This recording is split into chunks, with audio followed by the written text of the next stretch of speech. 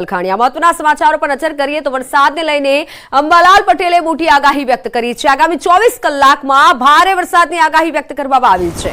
गांधीनगर अमदावादमां वरसाद पड़शे। आगामी 24 कलाकने लईने भारे वरसादनी अंबालाल पटेले आगाही व्यक्त करी छे। भारे वरसाद अमदावादमां थई शके छे। अंबालाल पटेलनी आ मोटी आगाही आगामी 24 कलाकमां भारे वरसादनी आगाही करवामां आवी छे। 28, 29 અને 30 તારીખે मध्य गुजरात में भारे वरसाद थई शके छे।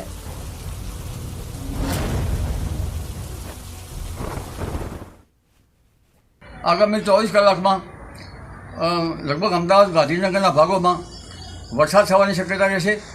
आ उपरांत बंगाळना उपसागर में जे सिस्टम बनी है ओडिशा अने बंगाळना एडजॉइंट भागों में જેની ઊંચાઈ 7.6 કિલોમીટર લેવલમાં છે તે બોર્ડર સર્ક્યુલેશન મધ્યપ્રદેશ થઈ ગુજરાત તરફ 1-2 દિવસમાં આવશે। તો 28, 29, 30 તારીખે મધ્ય ગુજરાતમાં ભારે વરસાદ થશે। ભાવનગરમાં પણ ભારે વરસાદની આગાહી વ્યક્ત કરાઈ છે। દક્ષિણ ગુજરાતમાં પણ ભારે વરસાદની શક્યતા છે। પાછળ ગુજરાતના ભાગોમાં તારીખ 28, 29 અને 30માં કેટલાક ભાગોમાં વરસાદ થવાની શક્યતા રહેશે। તેમાં મધ્ય ગુજરાતના ભાગોમાં ભારે વરસાદ થવાની શક્યતા રહેશે।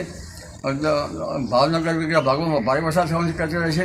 અને જે ઓફશોર ટ્રકના કારણે જે કેરળ સુધી લંબાયેલો છે જે આગળ દક્ષિણ ગુજરાતના ભાગો તરફ ખસતા દક્ષિણ ગુજરાતના ભાગોમાં પણ આગામી લગભગ 2 દિવસમાં કેટલાક ભાગોમાં ભારે વરસાદ થવાની શક્યતા રહેશે।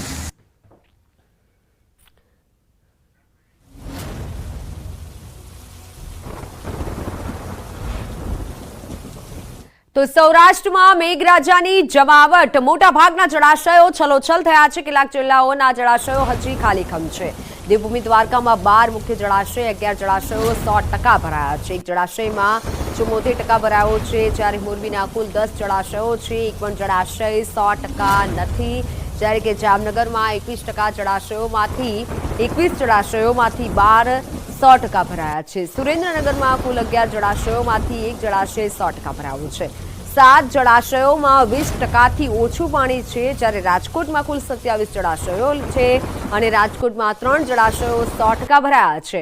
10 જળાશયોમાં 0 થી 9% જ પાણી છે। તો સૌરાષ્ટ્રમાં મેઘરાજાએ જમાવટ કરી છે। ઘણા જળાશયો ભરાયા છે। 11 જળાશયો 100% ભરાયા છે તેવી વિગત સામે આવી છે। રાજકોટમાં 33% જેટલા ભાદર જળાશય ભરાયા છે। તો રાજકોટના જળાશયોની વાત કરીએ 100% મોજ ડેમ ભરાયો છે। મહત્વનું છે રાજકોટમાં પણ સારો એવો વરસાદ થયો છે અને જેના કારણે જળાશયો છલોછલ થયા છે। ફોફળ ડેમ કે જે 100% ભરાયો છે। દેવભૂમિ દ્વારકામાં 12 મુખ્ય જળાશય છે અને તે પણ છલોછલ થયા છે। 11 જળાશયો 100% જેટલા ભરાયા છે। રાજકોટનો વેણુ 2 ડેમ કે જે 76% જેટલો ભરાયો છે। તો આજે એક ડેમ જે 46% જેટલો ભરાયો છે, એટલે રાજકોટના 3 જળાશયો કે જે 100% ભરાયા છે। અને બીજી તરફ રાજકોટના જળાશયોની વાત કરીએ, આજી 2 ડેમ કે જે 73% જેટલો ભરાયો છે અને 3 એવા ડેમ છે, 3 એવા જળાશયો છે કે જે 100% ભરાયા છે। રાજકોટના આજી 3 ડેમ કે જે 61% જેટલો ભરાયો છે। મોરબીમાં એક પણ જળાશયો 100% સુધી નથી પહોંચી શક્યા, જ્યારે જામનગરમાં 21 જળાશયોમાંથી હાલ ઘણા જળાશયો છે કે જે 100% ભરાયા છે। રાજકોટના 3 જળાશયોમાંથી 100% ભરાયા છે અને સૌરાષ્ટ્રમાં મેઘરાજાની જમાવટ છે। સૌરાષ્ટ્રમાં મેઘરાજા મુશળધાર વરસ્યા છે અને જેના કારણે ડેમ છલોછલ થયા છે।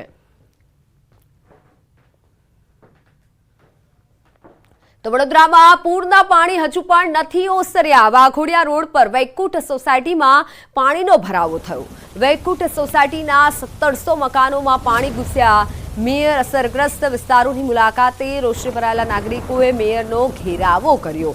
ડ્રેનેજના પાણી આવતા હોવાની ખુદ મેયરે કબૂલાત કરી અધિકારીઓને પંપ મુકાવી પાણી ઉતારવાના આદેશ આપ્યા।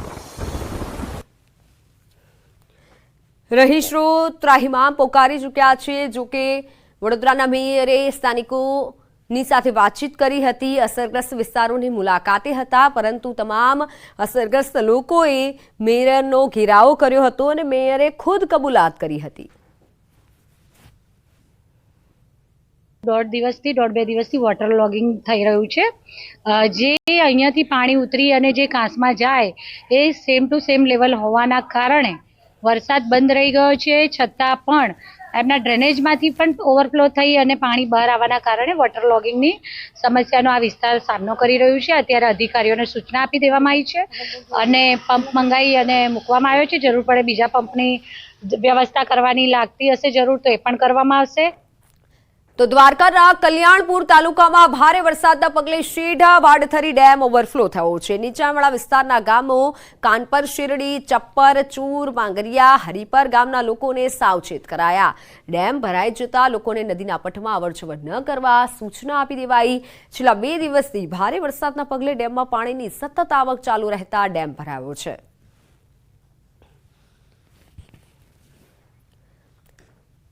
તો ગુજરાતમાં ચાંદીપુરાના કુલ 130 શંકાસ્પદ કેસ સામે આવ્યા છે, જેમાં અત્યાર સુધી ચાંદીપુરાના 45 કેસ પોઝિટિવ આવ્યા છે.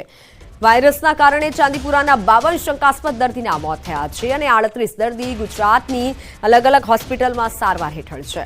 તો 40 દર્દીઓને હોસ્પિટલથી ડિસ્ચાર્જ કરાયા. ગુજરાતમાં રાજસ્થાનના કુલ 6 દર્દીમાંથી 4 સારવાર હેઠળ છે, જ્યારે 2ના મોત થયા છે. મધ્યપ્રદેશના કુલ 4 દર્દીમાંથી 3 સારવાર હેઠળ છે, 1નું મોત થયું છે, જ્યારે મહારાષ્ટ્રનો 1 દર્દી સારવાર હેઠળ છે.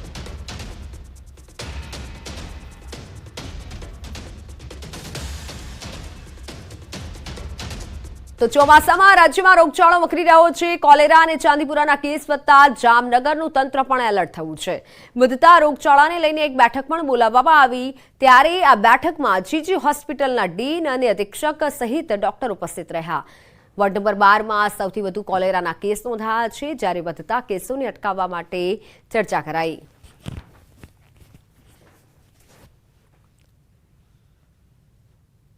ટોટલ છેલ્લા 1.5 મહિનામાં અત્યાર સુધી જે કોર્પોરેશન વિસ્તારને ઇવન આસપાસના જે વિસ્તાર છે સ્લમ એરિયા, એમાંથી થઈને ટોટલ 24 કોલેરાના કેસ આવ્યા છે. એમાંથી તમામ દર્દીઓ છે જે જીજી હોસ્પિટલ ખાતે સારવાર લઈને ટ્રીટ થઈને ગયેલા છે, કોઈ પણ ડેથ નથી. દિલ્હીમાં પીએમ મોદીની અધ્યક્ષતામાં યોજાયેલા મુખ્યમંત્રી પરિષદમાં સીએમ ભૂપેન્દ્ર પટેલે આપી હાજરી. પ્લેટફોર્મ એક્સ પર પોસ્ટ કરી સીએમએ ટાંક્યું, વિકસિત ભારત એટ 2047ના સ્વપ્નને સાકાર કરવા ગુજરાત છે કટિબદ્ધ. તાપીમાં ગૃહ રાજ્યમંત્રીએ જિલ્લા પોલીસે યોજેલા ધિરાણ કેમ્પમાં આપી હાજરી. વ્યાજખોરીના દૂષણોને ડામવા કરાયું જરૂરિયાતમંદ લોકોને લોન ધિરાણ અપાવવાનું કાર્ય. હર્ષ સંઘવીએ 33 લોકોને ચેક વિતરણ કરી કુલ 1.83 કરોડ લોન મંજૂર કરાવી. જામનગરના વોર્ડ નંબર 12માં 100થી વધુ કોલેરાના કેસ નોંધાતા ખળભળાટ. કોલેરા અને ચાંદીપુરા વાયરસના વધતા કેસને લઈને તંત્ર એલર્ટ. મ્યુનિસિપલ કમિશનરની અધ્યક્ષતામાં રોગચાળાને લઈને યોજાઈ બેઠક. અમદાવાદના બાવળા તાલુકાના 15 ગામોની મહિલાઓને બાળ મહિલા સલામતી માટે આરોગ્ય વર્કશોપનું આયોજન કરાયું. દર્દી ચેરિટેબલ અને ગાલા ક્લોઝરે આ આયોજન કર્યું હતું. અમદાવાદ જિલ્લા ગ્રામ્યના એસપી સહિત અધિકારીઓ રહ્યા હાજર. અમદાવાદના ચાંદખેડામાં સાકાર ઇંગ્લિશ સ્કૂલમાં વિરાસત કાર્યક્રમનું આયોજન. કાર્યક્રમમાં આઝાદીની ચળવળ ખાતે દેશના મહાનુભાવોએ આપેલા બલિદાન અને સમર્પણની વાતો બાળકોએ વાગોડી હતી. વડોદરામાં ચાંદીપુરા વાયરસનો કહેર યથાવત. 4 વર્ષના બાળકનું ગોત્રી હોસ્પિટલમાં સારવાર દરમિયાન મોત. એસએસજીમાં પણ 14 બાળકો શંકાસ્પદ ચાંદીપુરાની લઈ રહ્યા છે સારવાર. 14 પૈકી 7 બાળકો આઈસીયુમાં અને 7 બાળકો વોર્ડમાં દાખલ. પંચમહાલના કાલોલમાં 3 અને ગોધરામાં શંકાસ્પદ ચાંદીપુરા વાયરસનો 1 કેસ નોંધાયો. જિલ્લામાં ચાંદીપુરાના શંકાસ્પદ કેસ વધીને 11 થયા. જિલ્લામાં અત્યાર સુધી 4 બાળકોના મોત. આરોગ્ય વિભાગે દવા છંટકાવ અને સર્વેલન્સની કામગીરી હાથ ધરી.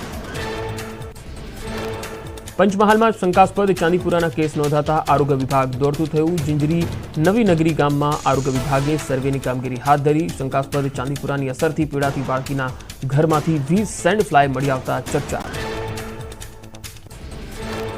ચાંદીપુરાના શંકાસ્પદ કેસને લઈ પાલનપુરમાં પૂનાથી આવેલી આરોગ્ય ટીમે તપાસ હાથ ધરી. જૂના આરટીઓ પાછળ શંકાસ્પદ કેસમાં એક બાળકનું થયું હતું મોત. મોતનો આંકડો વધતા આરોગ્ય ટીમ એક્શનમાં.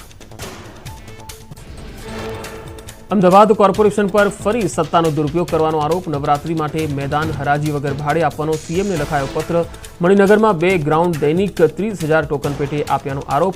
મેદાન હરાજી વગર ભાડે આપ્યાનો આરોપ. એએમસીએ સર્ક્યુલરનો ભંગ કર્યો હોવાનો આક્ષેપ સામે સ્ટેન્ડિંગ કમિટીના ચેરમેનનું નિવેદન. નિયમ અનુસાર ઠરાવ બાદ જ ગ્રાઉન્ડ કંપનીને ભાડે અપાયું હોવાનો દાવો. અમદાવાદના નારણપુરા વિસ્તારમાં આવેલો ડીકે પટેલ હોલ ફરી વિવાદમાં આવ્યો. સફાઈ માટે નિયુક્ત કરેલા 21 કામદારોમાંથી 13 જેટલા કામદારો બન્યા ભૂતિયા. માત્ર 8 સફાઈ કામદાર જ કામ કરતા હોવાનું રજિસ્ટરમાં સામે આવ્યું. ગાંધીનગરમાં તંત્રએ જાળવણી ન કરતા કંથારપુરમાં આવેલો વડ ખંડિત થયો. થોડા દિવસ પહેલા કંથારપુર વડનો અંદાજિત 20% હિસ્સો તૂટી ગયો. નરેન્દ્ર મોદી ગુજરાતના સીએમ હતા ત્યારે 3 વખત લીધી હતી મુલાકાત. અમદાવાદ શહેરમાં નવા નરોડા વિસ્તારમાં પડ્યો ભૂવો. આંબેડકર માર્ગ પર શ્રી કમલ સ્કૂલ 4 રસ્તા પર મસમોટો ભૂવો પડતા લોકોમાં રોષ. અનેક રજૂઆતો છતાં તંત્ર નિંદ્રાધીન. માર્ગ પર કાદવ કીચડ થતા લોકોને હાલાકી.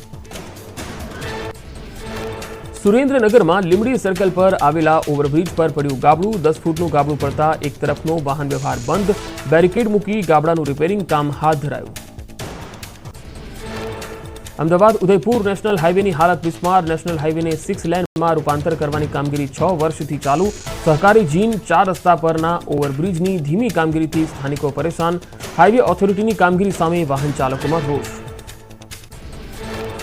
આણંદમાં પાલિકાના વાહનમાં ઘરના સામાનની હેરાફેરી થતી હોવાનો વિડીયો વાયરલ. વિદ્યાનગર ચીફ ઓફિસરની બદલી થતા માલ સામાનની હેરાફેરી માટે પાલિકાના ટેમ્પોનો ઉપયોગ કર્યો.